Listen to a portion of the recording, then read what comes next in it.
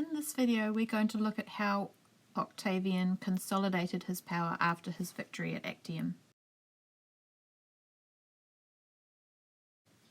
As we go through, make sure you make notes on the following key questions. 1. What power did Octavian hold between 33 and 28 BC?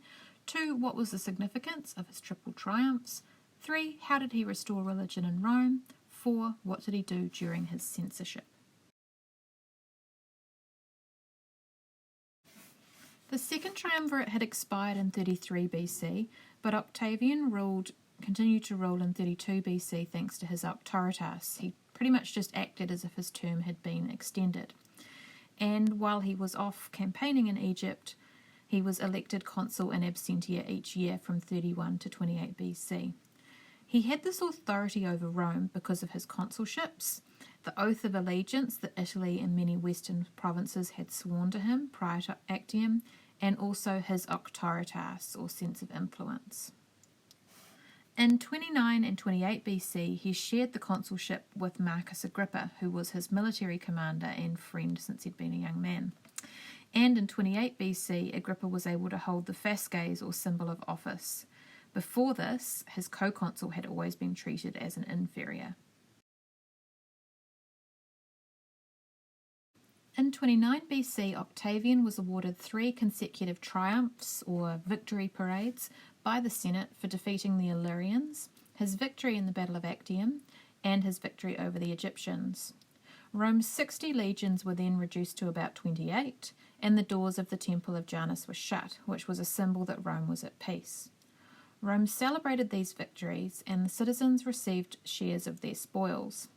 So all the people got 2 sesterces each, plus the soldiers got additional gifts. The interest rate was also reduced by about 2/3, so because of all this, Octavian had a very high public profile. Octavian then set about restoring neglected temples and religious buildings. He also built a number of new ones, including the Temple of Mars Ultor in his new forum. This made him appear as if he was a pious man who respected the gods. It was also thought that the gods would look favourably on Rome if religion was restored. And Octavian believed, or certainly promoted, the idea that civil war was caused by the gods feeling neglected by the Romans.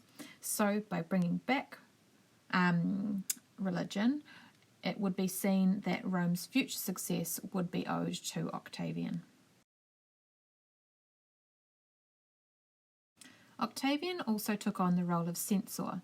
This was an existing position within the Republican government in charge of public morality and Senate and voting roles. So the purpose of this was to restore the Senate and remove unsuitable members. He created a new senatorial list and increased the membership from about 600 to 1,000. This meant that new members would therefore feel a sense of loyalty to him. His name came first on the list, making him the princeps senatus, or head of the Senate.